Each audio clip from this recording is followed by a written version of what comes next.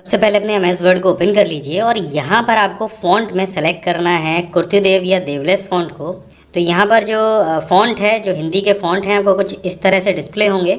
आप किसी भी फ़ॉन्ट को सेलेक्ट कर लीजिए। तो यहाँ पर देखिए देवलेस 10 फ़ॉन्ट मैंने यहाँ पर सेलेक्ट कर लिया है। अब बात करता हूँ साइज़ की। तो मिनिमम आप जो साइज़ है, स्टैंडर्ड जो साइज़ होता है टाइपिंग करने में, वो होता है 16। तो आप यहाँ से उसको सेलेक्ट कर लीजिए और उसके बाद अपनी उंगलियों को अपने कीबोर्ड पर रखिए।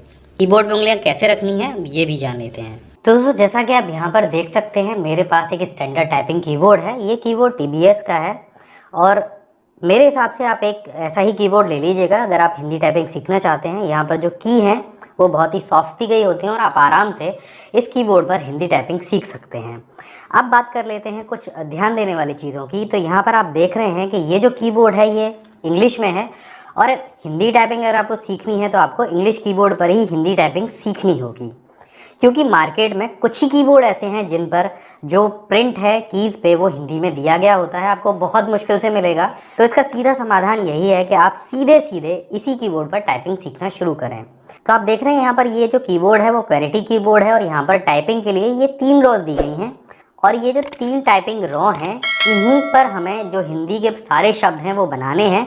और मैं आपको एक फैक्ट और बता दूं कि हिंदी टाइपिंग इंग्लिश टाइपिंग से कठिन होती है, क्योंकि इसमें मात्राएं भी होती हैं, कुछ शब्द आधे भी होते हैं, कुछ शब्द पूरे भी होते हैं, जो कि इंग्लिश टाइपिंग जो है उसमें सारे शब्द आपको सामने दिए गए हैं। अब बात करते हैं कीबोर्ड पर होम की को सेट करने की। तो आप यहाँ पर देख रहे हैं कि यहाँ पर जो कीबोर्ड की स्टार्टिंग है वो है ASDF से। जब हम इंग्लिश टाइपिंग सीखते हैं तो जो उंगलियां हैं वो पहले A पर रखते हैं, फिर S, फिर D और F, और यहाँ से 2 बटन छोड़ के फिर उंगलियां ऐसे रखते हैं। लेकिन हिंदी टाइपिंग में जो उंगलियां हैं वो S से हम रखना शुरू करते हैं। तो यहाँ पर हम इस तरह से उंगलियों को सेट करते हैं।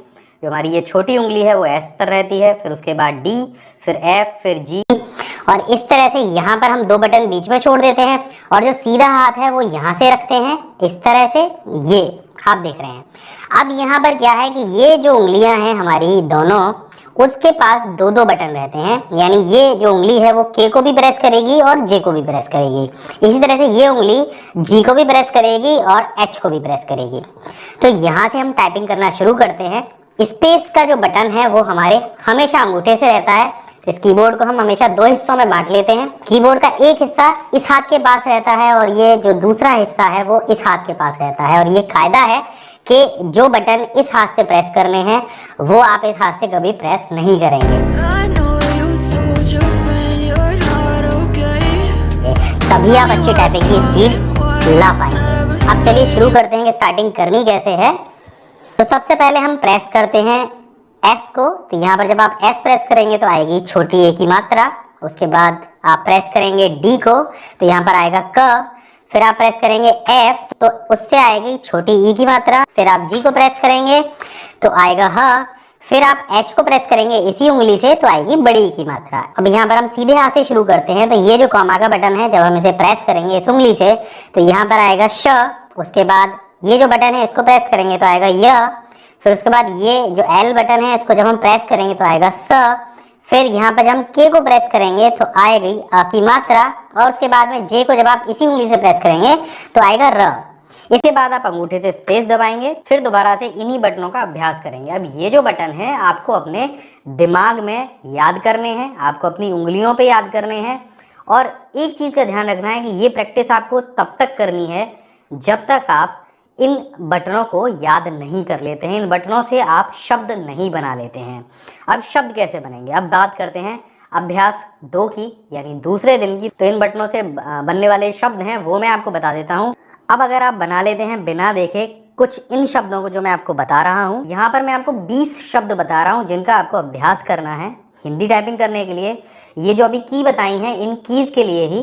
तो यहाँ पर आपको सबसे पहले लिखना है कह, उसके बाद सिर, उसके बाद कास, फिर कोरा, शिकारी, सारिका, सहारा, कहार, कहिए, होश, रोकिए, हीरा, कार, शीश और सारा।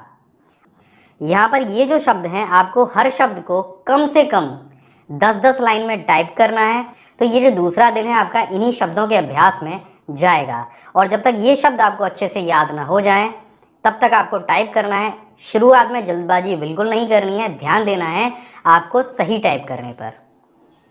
तो दोस्तों ये थे हमारे हिंदी टाइपिंग के पहले और दूसरे दिन का अभ्यास, जिसकी प्रैक्टिस आपको करनी है कम से कम 3-3 घंटे। यानी पहले दिन आपको 3 घंटे टाइपिंग करनी है और दूसरे दिन आपको 3 घंटे टाइपिंग करनी है। हो सकता है कि आपकी कलाइयों में थोड़ा सा दर्द हो, लेकिन अगर आप हिंदी टाइपिंग सीखना चाहते हैं तो इतना तो अभ्यास आपको करना होगा। और ध्यान रखिए कि आप शब्दों को सही सही टाइप करने की कोशिश करें। अगर गलती होती है तो उसको मिटाएं ना, उसको देखें कि मेरे से कहाँ कहाँ पर गलती हुई है। बैक स्पेस का इस्तेमाल आपको नहीं करना है।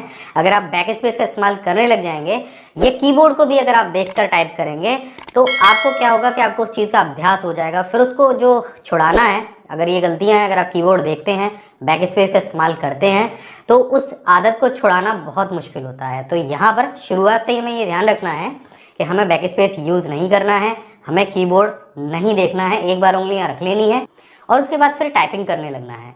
तो बस यही चीज़ आपको ध्यान रखनी है पहले और दूसरे दिन। तो तीसरे और चौथे दिन आपको क्या करना है ये हम जानेंगे अगले वीडियो में। तो आशा करता हूँ कि ये वीडियो आपको पसंद आया होगा। अगर ये वीडियो आपको पसंद आया तो चैनल को जरूर सब्सक्राइब कीजिए। अगर कोई क्वेरी हो तो कमेंट में लिख के पूछिए, हम आपके लिए हमेशा ऐसी वीडियो लेकर आते रहेंगे। जय हिंद, वंदे मातरम।